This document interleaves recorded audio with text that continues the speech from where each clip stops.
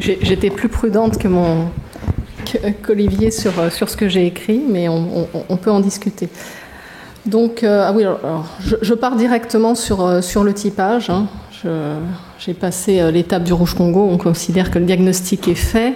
Donc aujourd'hui, on a 35 protéines amylogènes qui sont connues, répertoriées. Les plus fréquentes dans nos pays sont les amyloses AL, A et ATTR, qui représentent 90% des amyloses.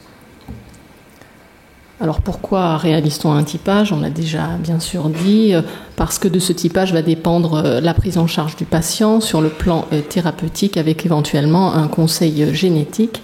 Bien sûr aussi, le but est de ne pas nuire aux patients avec des thérapeutiques inadaptées, ce qui est particulièrement bien expliqué par le schéma qui est ci-dessous. En tous les cas, l'accent est vraiment mis sur ne pas confondre un certain nombre d'amyloses avec l'amylose AL. Donc, quels sont les outils de typage dont nous disposons aujourd'hui? La scintigraphie, qui vous a été exposée précédemment, la génétique également. Et sur le plan tissulaire, on dispose de l'immunomarquage et de la protéomique.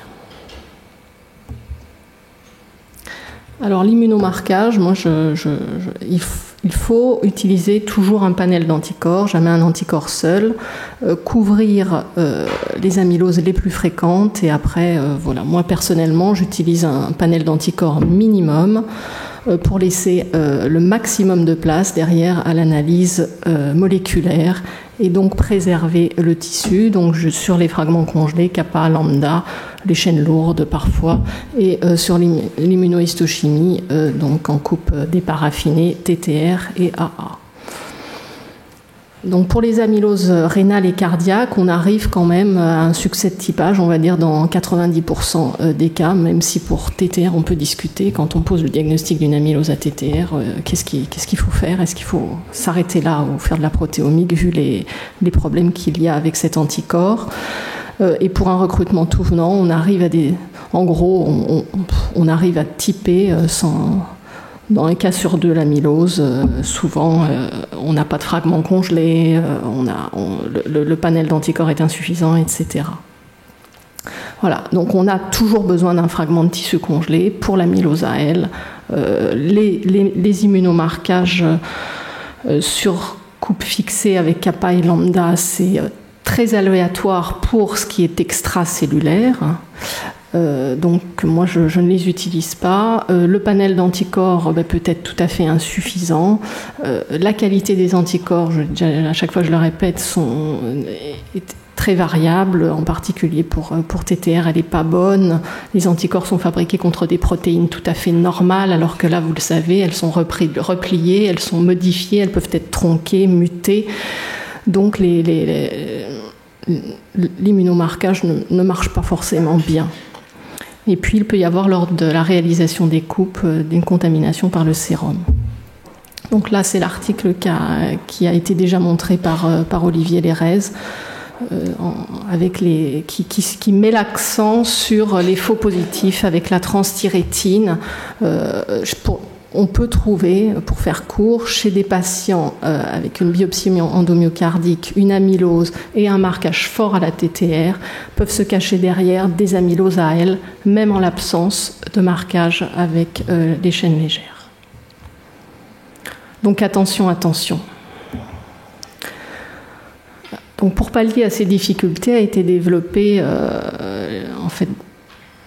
il y a à peu près 20 ans, une technique d'analyse protéomique. Elle a été mise en routine en 2009 par les Américains à la Mayo Clinic. Se sont dessinées au fil du temps des indications que j'ai portées sur cette diapositive. L'immunomarquage est impossible, un fragment très calcifié, on n'a pas de fragment congelé, l'immunomarquage est totalement négatif, l'immunomarquage est douteux, on a des positivités multiples ou une difficulté d'interprétation.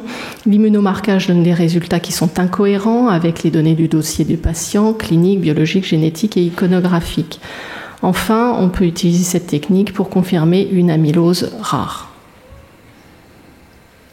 Alors le principe, donc on travaille sur un bloc de paraffine, on réalise ensuite une microdissection laser afin d'enrichir au maximum le prélèvement en amylose, en tissu cible.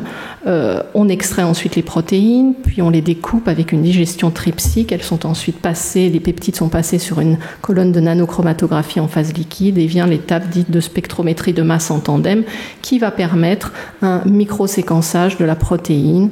Ensuite, on analyse les données, interrogation des bases de données, validation des protéines, quantification relative, donc le résultat est semi-quantitatif, et l'interprétation des résultats qui a été aussi... C'est comme pour Sophie, il y a vraiment une partie interprétation qui est importante. Alors, on voit tout de suite les avantages de cette technique. C'est la réalisation possible sur tous les tissus, même une biopsie ostéomédulaire, même un nodule pulmonaire calcifié. Ça marche bien. Le tissu adipeux, personnellement, j'aime pas trop. Il faut, à mon avis, utiliser la technique de Merlini, une technique différente sur tissu frais. Le fragment congelé n'est pas indispensable. On explore en un test toutes les protéines, donc on n'est plus sur une technique sublée par rapport à l'immunomarquage. Et cette technique, l'a montré au cours des dernières années, elle participe à l'identification des nouvelles protéines amyloïdes. Donc les résultats, donc la Mayo Clinic est vraiment le laboratoire de référence, plus de 10 000 cas analysés, une informativité affichée entre 94 et 98%, une excellente sensibilité, spécificité. Il existe d'autres centres dans le monde qui réalisent cette technique, donc le Japon, je n'ai pas trouvé de grandes séries sur le sujet, l'Australie qui a fait une publication avec une informativité du test à 92%, et un détail qui m'a paru intéressant, une modification du type d'amylose par rapport à ce qui avait été proposé avec l'immunomarquage dans 8% des cas. Alors, quelques données sur les centres européens. Les données datent en fait excepté celle de Toulouse, datent de la fin de l'année. Donc il y avait eu une réunion et j'ai pu avoir ces informations. Donc Londres aujourd'hui a passé 2500 cas, ils ont une informativité de 80-85% et la technique elle est réalisée sur tous leurs prélèvements, donc elle est réalisée de façon systématique, il n'y a pas de pré-tri des patients. L'autre centre, c'est bien sûr Pavie en Italie. Alors eux, en fait, ont passé 155 cas, une informativité du test de 84%, 102 cas de tissu sous-cutané abdominal. C'est donc leur technique. Elle est donc un peu différente. Ils travaillent directement sur le tissu frais et sans microdissection. Et là, ils ont encore de meilleurs résultats avec une informativité à 93%. Pourquoi ont-ils passé si peu de cas ? Eh bien, en fait, parce que eux ont ils prescreenent, on va dire, leurs cas avec l'immunogold. Ils ont une forte expérience en immunogold, donc en immunoélectronique, et donc avant la protéomique, chez eux, s'insère l'immunogold. Ensuite, Madrid est en train de travailler.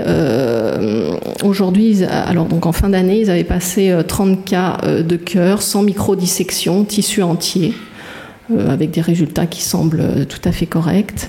À Kiel, c'est Christophe Requen, un anapathe, qui tente de mettre en place une technique de spectro, mais qui est différente, une technique in situ, qui est plus une technique d'imagerie, entre guillemets, qui s'appelle le MALDI-MS Imaging. Et puis, sinon, à Uppsala, Westermark travaille, on va dire, fait de la protéomique à l'ancienne, entre guillemets, avec le Western blot. Nous, à Toulouse, on a donc étudié aujourd'hui 530 cas depuis septembre 2011. On a une informativité qui est de 90%, des tissus très variés, comme vous le voyez sur la diapo, et des résultats. Donc on a essentiellement des amyloses AL, des amyloses ATTR, on a un petit peu 7% de AA. La séménogéline, ça, bon, on va dire, je suis pas sûre qu'il faille le faire à chaque fois, mais on nous l'envoie. Des ApoA1, 2%, et puis 9% autres où on a du fibrinogène, l'insuline, facteur atrial natriurétique, des amylosalisozymes, ApoA2, ApoC2, ApoC3, bêta-2 microglobuline, ApoA4 et calcitonine. Alors, quelles sont les limites de la technique ? Le tissu est épuisé, donc il faut rebiopsier. Les dépôts amyloïdes sont en quantité clairement insuffisante. Le problème qui se pose ensuite est un problème technique. Donc on a progressé, mais on doit pouvoir encore faire mieux. Se situe au niveau de la microdissection. Il y a des dépôts qui sont très difficiles à microdisséquer, du fait de leur forme, de leur taille, parfois aussi de leur constitution. On ne sait pas pourquoi certains dépôts, on va dire, se décollent mieux, entre guillemets, d'autres pas du tout. On peut être gêné aussi par la présence de nombreuses hématies qui viennent interférer ensuite sur l'interprétation des résultats quand il y a beaucoup d'hémoglobine. On s'est ensuite aperçu que nos résultats variaient en fonction du type de tissu. Donc on est excellent par exemple en cœur, en ganglion. Donc voilà, les biopsies myocardiques, on en a vu 65, on a une informativité, je pense qu'on doit bientôt être à 70, une informativité qui est excellente de 100%, essentiellement des TTR, 20% d'AL, un peu d'ApoA1 et de SA. En revanche, ce qui nous pose toujours des difficultés, c'est le rein. Là, on est beaucoup moins bon, on a une informativité à 70%. Et puis la peau, on n'est pas bon non plus. Il y a probablement, je pense qu'il y a des amyloses à kératine ou je sais pas. Voilà, sortie de l'amylose à L cutanée, on est en grande difficulté. On n'identifie pas la protéine amyloïde, pourtant on est dans l'amylose. Voilà. Donc autre problème, c'est où est la protéine amyloïde. Là, c'est l'exemple d'une biopsie de rein, une amylose glomérulaire avec des dépôts abondants, pas de problème de microdissection. Et voilà, on sort un listing où on a les protéines du cortège amyloïde qui sont en orange. Par contre, la protéine amyloïde, impossible de la trouver. Alors, pourquoi n'est-elle pas là ? Est-elle très faiblement abondante ? Mais bon, c'est bizarre. Y a-t-il un polymorphisme ou des mutations somatiques qui ne sont pas répertoriées dans nos databases ? Y a-t-il eu un problème technique au niveau de l'extraction, au niveau de la digestion ou alors de l'ionisation ? Voilà les hypothèses, mais on a un certain nombre de cas comme ça.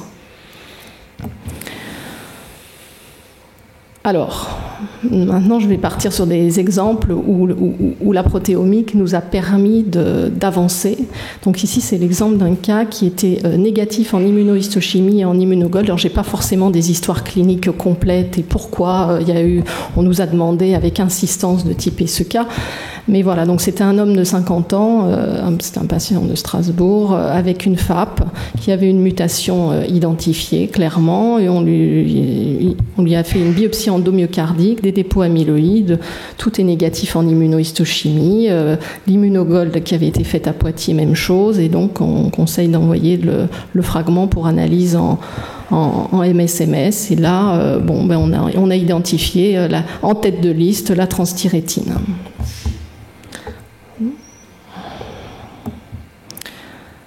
Alors, les amyloses rares peuvent être aussi une bonne indication de la LCMSMS. Donc ici, un homme de 67 ans, syndrome néphrotique, biopsie rénale, on trouve des dépôts glomérulaires très abondants, rouge Congo positif, l'immunohistochimie et l'IF étaient négatives. On fait donc une MSMS et on trouve en protéines en tête de liste l'ApoC2. Voilà, et le cortège de protéines amyloïdes, ApoA4, ApoE, vitronectine, clustérine, composant P. Alors, la LCMSMS permet aussi d'identifier les mutations à l'échelle protéique, et c'est particulièrement intéressant en cas de nouveaux variants identifiés. Cela permet finalement assez rapidement de valider le caractère amylogène de la mutation. Donc ça, c'est un cas que nous avions vu avec Sophie Valex.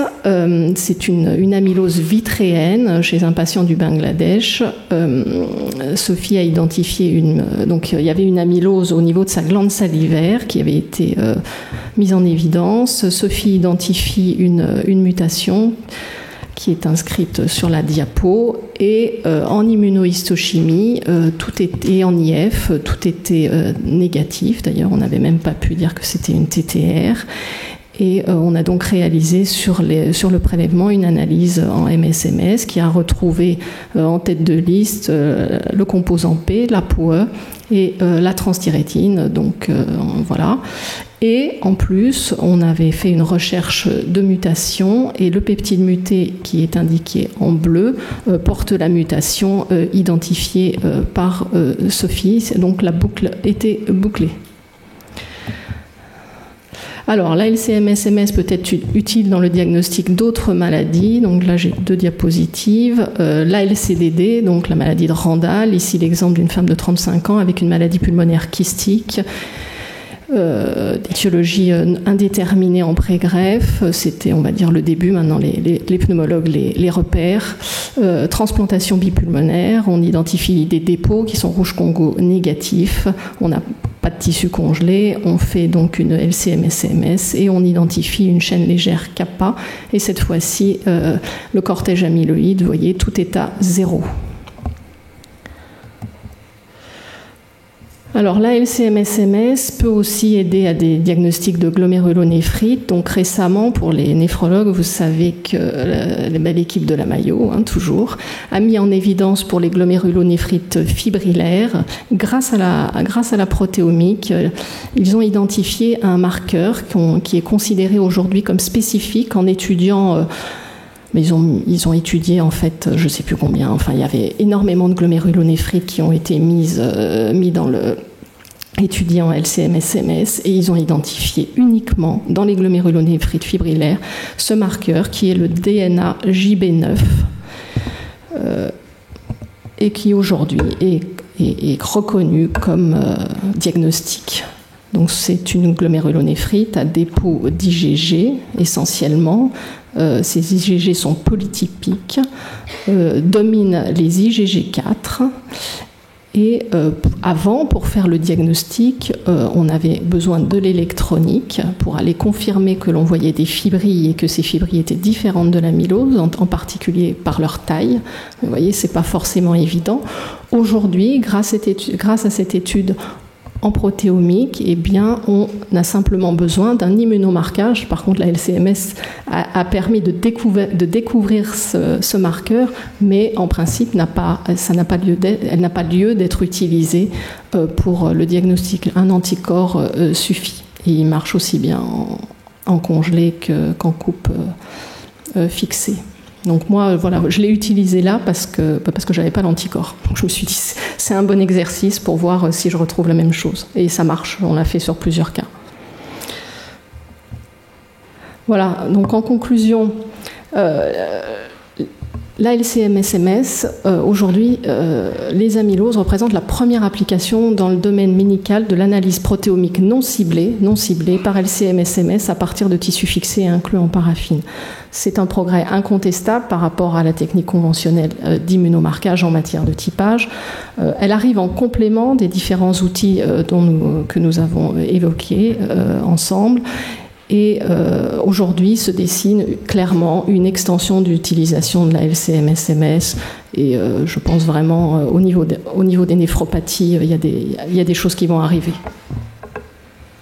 Voilà.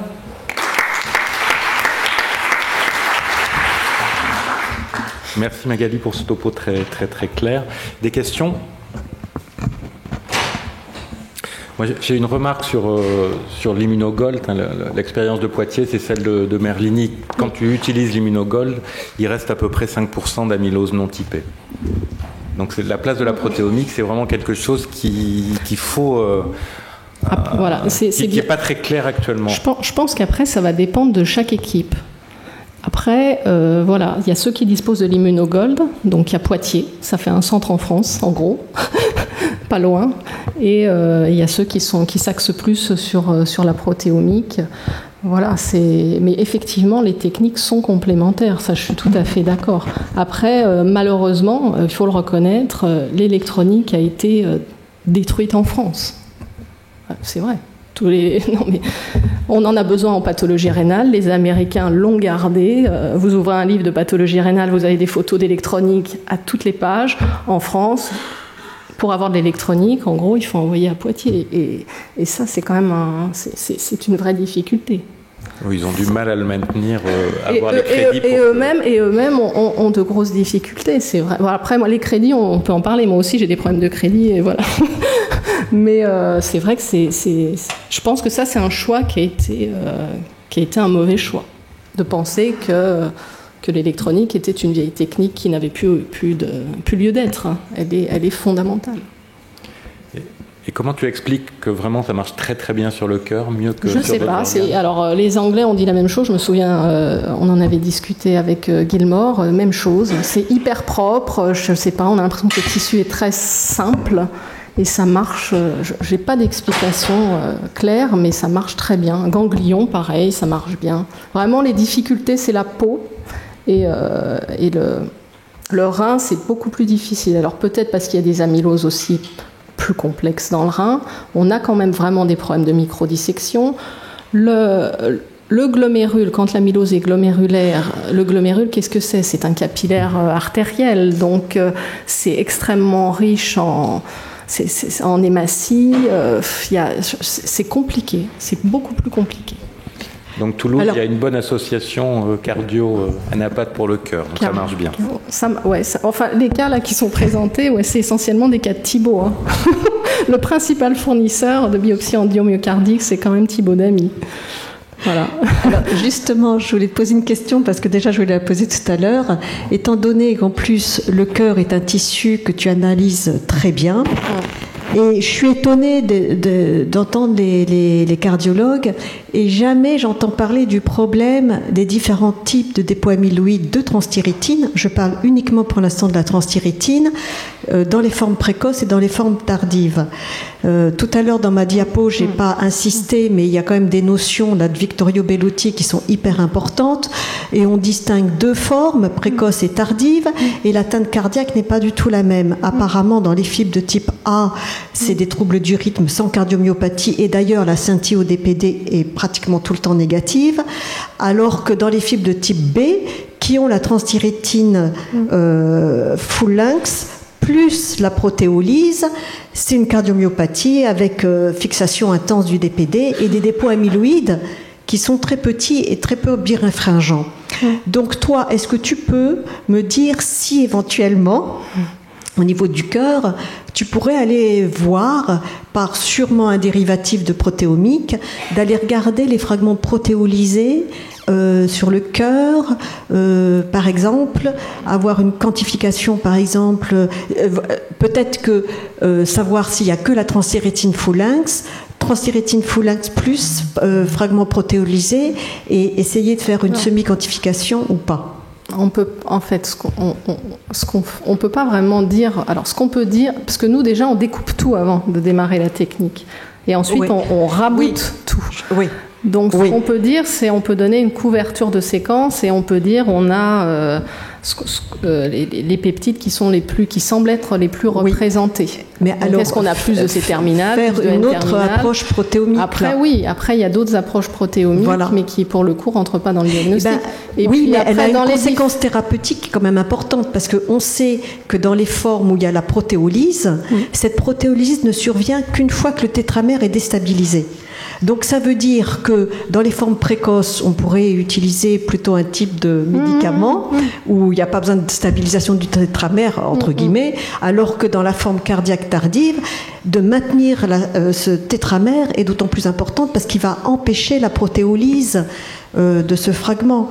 Donc, je ne sais pas, c'est peut-être un outil qu'il faut voir, par une autre approche. Après, il y a aussi certainement... ce serait intéressant de comparer, par exemple, le protéome chez les patients qui ont une amylose TTR précoce et TTR tardive. Quels sont le protéome, en tous les cas, les protéines associées qu'on arrive à identifier. Mais pareil, notre technique, il faudrait certainement qu'on prélève plus lors de la microdissection. Pour la microdissection, on a besoin d'une certaine quantité pour le diagnostic. Et après, si on veut faire un peu plus de protéines associées, il faut aussi prélever plus pour avoir de meilleures... des listes plus longues. Merci Magali pour cette réponse complète. J'ai une dernière question avant de passer à la suite, puisque donc aussi bien ta présentation que celle d'Olivier, elle nous annonce qu'il faut faire de la protéomique peut-être pour toutes les amyloses séniles, en tout cas qui auraient une gammapathie associée, mais on nous dit, en tout cas, on se rend compte que c'est pas complètement exceptionnel. Avec 6 labos européens, est-ce qu'on envoie vraiment en protéomique aujourd'hui, de toute façon, le problème qui est clair, si j'ai fait 530 cas et j'en ai pas fait 3000, c'est parce qu'il n'y a pas de budget. Il n'y a pas de budget, il n'y a pas de personnel, et voilà, c'est tout. Donc, le problème, il reste reste le même. Aujourd'hui, on sait le faire. Après, voilà, il y a 6 labos européens. Je pense qu'en fait, il y en a vraiment 2. Il y a Londres et l'Italie. Et après, donc on continue à vous envoyer des prélèvements pour l'instant, oui, et puis on verra. On va voir dans les 2 mois qui viennent, il risque de se passer des choses. Soit tout s'arrête, soit ça continue. Voilà. Merci beaucoup. Mais voilà.